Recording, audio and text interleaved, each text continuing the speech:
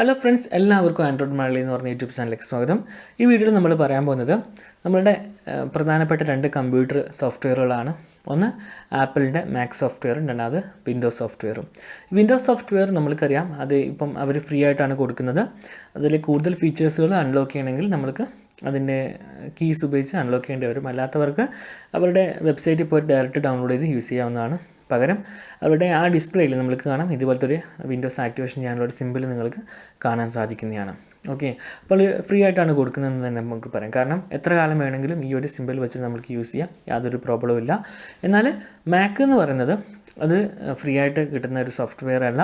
അത് കൃത്യമായിട്ട് ആപ്പിളിൻ്റെ സിസ്റ്റത്തിൽ മാത്രമേ വർക്ക് ചെയ്യൂ. എന്നിരുന്നാലും ചില ആൾക്കാരൊക്കെ വിൻഡോസിൻ്റെ കോൺഫിഗറേഷൻ വരുന്ന ഹാർഡ്വെയറിലും ഈ പറയുന്ന മാക് ഇൻസ്റ്റാൾ ചെയ്ത് ഉപയോഗിക്കാറുണ്ട്.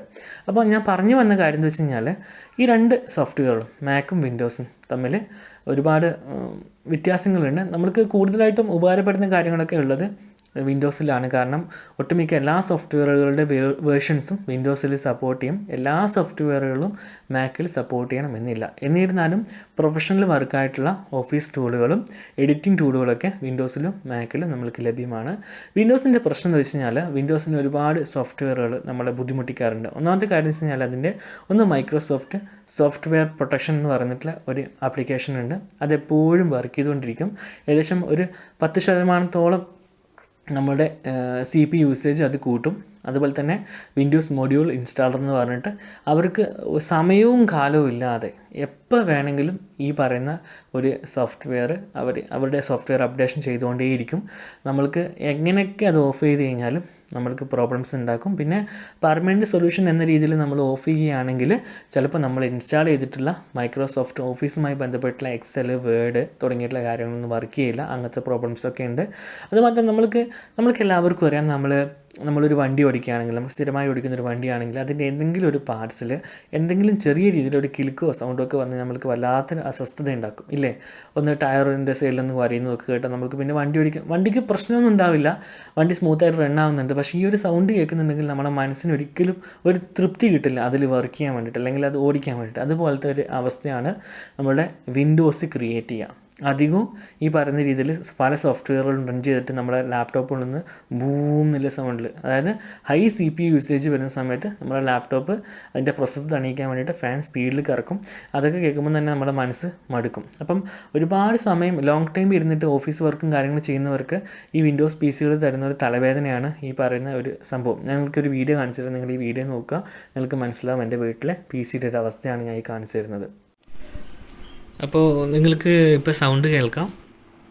ഇതാണ് CPU-ൻ്റെ അകത്ത് നിന്നുള്ള സൗണ്ട്. ഇത്രയുണ്ട്. ഇതെങ്ങനെ ഈ സൗണ്ട് വരുന്നത് വെച്ച് കഴിഞ്ഞാൽ നിങ്ങൾക്ക് ഇവിടെ കാണാം. ഇതാണ് usage, Microsoft software protection platform service എന്നുള്ളത്. അധികം ഒരു 11% വെറുതെ യൂസ് ചെയ്യും. അതുപോലെ തന്നെ CPU യൂസേജ്, പവർ യൂസേജും ഇതിൻ്റെ ഹൈ തന്നെയാണ്. കാണിച്ചു തരാം.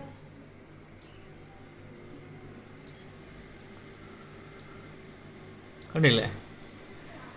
ഇതാണ് സ്ഥിരം പരിപാടി. പിന്നെ ഇതുപോലെ തന്നെ മൈക്രോസോഫ്റ്റ് കമ്പാബിലിറ്റി ടെലിമെട്രി എന്ന് പറയുന്ന സാധനം, അതുപോലെ തന്നെ മൊഡ്യൂൾ ഇൻസ്റ്റാളർ, ഇതൊക്കെയാണ് വിൻഡോസിനെ വെറുപ്പിക്കുന്ന സാധനം. വെറുതെ സിസ്റ്റം ഇങ്ങനെ ഉപയോഗിച്ചുകൊണ്ടിരിക്കും. അപ്പോൾ ഞാനിത് ക്ലോസ് ചെയ്ത് കഴിഞ്ഞാൽ നിങ്ങൾക്ക് കാണിച്ചു തരാം സൗണ്ട് എത്രത്തോളം ഉണ്ടെന്നുള്ളത്. അത് പിന്നെയും കയറി വരും, അത് ക്ലോസ് ചെയ്യാൻ പറ്റില്ല. ഇപ്പോൾ കണ്ടോ, സിസ്റ്റം സൈലൻ്റ് ആണ്. ഇപ്പോൾ ആദ്യം ഇവിടെ യൂസേജ് അധികമാകുമ്പോൾ ഫാൻ തണുപ്പിക്കാൻ വേണ്ടിയിട്ട് നല്ല സ്പീഡിൽ കറങ്ങും.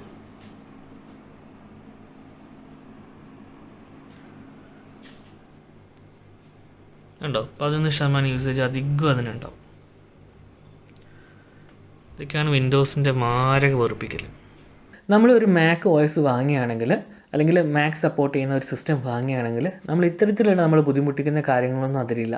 പിന്നെ അതുമായി ബന്ധപ്പെട്ട് കുറച്ച് നെഗറ്റീവായ കാര്യങ്ങൾ എന്തൊക്കെയാണെന്ന് വെച്ച് കഴിഞ്ഞാൽ, അതിൻ്റെ ആക്സസറീസിനൊക്കെ വില കൂടുതലാണ് എന്നൊരു കാര്യമുണ്ട്. അതുപോലെ തന്നെ ഈ ഒരു മാക്കിൽ എല്ലാ സോഫ്റ്റ്വെയറുകളും സപ്പോർട്ടില്ല. എന്നിരുന്നാലും ഞാൻ പറഞ്ഞില്ലേ, നമ്മൾക്ക് എഡിറ്റിങ്ങിൻ്റെ സോഫ്റ്റ്വെയർ ആയാലും അതുപോലെ തന്നെ ഓഫീസ് ടൂളുകളായാലും ഇതിലും ലഭിക്കുന്നുണ്ട്, നമുക്ക് ഉപയോഗിക്കാൻ സാധിക്കുന്നതാണ്. അതുപോലെ തന്നെ നിങ്ങൾക്ക് അത്യാവശ്യം ക്യാഷ് ഉള്ള ഒരാളാണെങ്കിൽ നിങ്ങൾക്ക് ബഡ്ജറ്റ് പ്രോബ്ലം ഇല്ലാത്ത ഒരാളാണെങ്കിൽ തീർച്ചയായിട്ടും നിങ്ങളുടെ എഡിറ്റിംഗ് വർക്കിനായാലും അതുപോലെ തന്നെ നിങ്ങളുടെ ഓഫീസ് വർക്കിനായാലും തീർച്ചയായിട്ടും മാക് സപ്പോർട്ടിംഗ് സിസ്റ്റം തന്നെ എടുക്കാൻ നോക്കുക. വിൻഡോസിന് ഈ ഒരു പ്രോബ്ലം ഉണ്ട്, നമ്മളെ സ്വസ്ഥമായിട്ട് ഒരിക്കലും അത് വർക്ക് ചെയ്യാൻ വേണ്ടി വിടില്ല. ഈ ഒരു കംപ്ലയിൻറ്റ് വിൻഡോസിനുണ്ട്. എന്നാണോ ഈ വിൻഡോസ് കംപ്ലയിൻറ്റ് നിർത്താമെന്ന് എനിക്കറിയില്ല, അല്ലെങ്കിൽ ഈ ഒരു പ്രോബ്ലം അവർ ശരിയാക്കാമെന്ന് എനിക്കറിയില്ല. നമ്മൾ പൈസ കൊടുത്ത് ജെന്യൂ ആയിട്ടുള്ള വിൻഡോസ് സോഫ്റ്റ്വെയർ വാങ്ങിയാൽ പോലും ഈ മൈക്രോസോഫ്റ്റ് പ്രൊട്ടക്ഷൻ പ്ലാറ്റ്ഫോം എന്നൊക്കെ പറയുന്നത് വെറുതെ കയറി വന്നിട്ട് പ്രശ്നം ഉണ്ടാക്കുന്നതാണ്. അപ്പം ഏറ്റവും നല്ലത് ഞാൻ നിങ്ങൾക്ക് റെക്കമെൻഡ് ചെയ്യുന്നത് വെച്ച് കഴിഞ്ഞാൽ, നിങ്ങൾക്ക് ഗെയിമിങ്ങും കാര്യമൊന്നുമില്ല, ജസ്റ്റ് എഡിറ്റിംഗ് പർപ്പസാണ് അല്ലെങ്കിൽ ജസ്റ്റ് ഓഫീസ് പർപ്പസാണ്, തീർച്ചയായിട്ടും നിങ്ങൾ ആപ്പിളിൻ്റെ OSലേക്ക് പോകുന്നതായിരിക്കും നിങ്ങൾക്ക് ഏറ്റവും നല്ലത്. ഓക്കെ, അപ്പം അത് മാത്രം നിങ്ങളോടുള്ള ഒരു ചോദ്യമാണ്. കാരണം നമ്മൾ എല്ലാവർക്കും എല്ലാ കാര്യങ്ങളും അറിയണമെന്നില്ല. നിങ്ങൾക്ക് ആർക്കെങ്കിലും ഈ പറയുന്ന രീതിയിൽ മൈക്രോസോഫ്റ്റ് സോഫ്റ്റ്വെയർ പ്രൊട്ടക്ഷൻ പ്ലാറ്റ്ഫോമിൻ്റെ ഈ ഒരു EXE ഫയൽ വർക്ക് ചെയ്യുന്നത് പെർമനൻ്റായിട്ട് സ്റ്റോപ്പ് ചെയ്യുന്ന അറിയെങ്കിൽ ജസ്റ്റ് ഒന്ന് കമൻറ്റ് ചെയ്യുക, എങ്ങനെയാണ് അത് സ്റ്റോപ്പ് ചെയ്യേണ്ട കാര്യങ്ങൾ. ഞാൻ ഒരുപാട് കാര്യങ്ങൾ ചെയ്തു നോക്കിയിട്ടുണ്ട്, എനിക്കൊരു വഴിയും അതിൽ കണ്ടിട്ടില്ല. അതുപോലെ തന്നെ മൈക്രോസോഫ്റ്റിൻ്റെ ഫോറത്തിൽ കയറി നോക്കിക്കഴിഞ്ഞാൽ അതിലും ഒരുപാട് കംപ്ലയിൻറ്റ്സുകൾ ഇതിനെക്കുറിച്ച് പറയുന്നത് കാണാം. ഓക്കെ, അപ്പം ഞാൻ പറഞ്ഞു വന്നു വെച്ച് കഴിഞ്ഞാൽ, നമ്മൾ കുറച്ചും കൂടി വലിയ സിസ്റ്റം ഉപയോഗിക്കുന്നവർക്ക് ഇത് വലിയ രീതിയിലൊരു പ്രോബ്ലം ഉണ്ടാക്കില്ല. പക്ഷേ ചെറിയ സിസ്റ്റം ആണെങ്കിൽ ആ സിസ്റ്റത്തിൻ്റെ പകുതിയിലധികവും ഇത്തരത്തിലുള്ള സോഫ്റ്റ്വെയറുകൾ ഉപയോഗിക്കുമ്പോൾ നമുക്ക് ലാഗ് ഫീൽ ചെയ്യാൻ തുടങ്ങും. ലാഗ് എന്നൊക്കെ പറഞ്ഞു കഴിഞ്ഞാൽ നമ്മൾ ടൈപ്പ് ചെയ്യുന്ന കാര്യങ്ങൾ പോലും ആ ടൈപ്പ് ചെയ്ത രീതിയിൽ ചിലപ്പം വരില്ല. അങ്ങനത്തെ പല ബുദ്ധിമുട്ടുകളും നിങ്ങൾക്ക് ഉണ്ടാക്കുന്നുണ്ട്.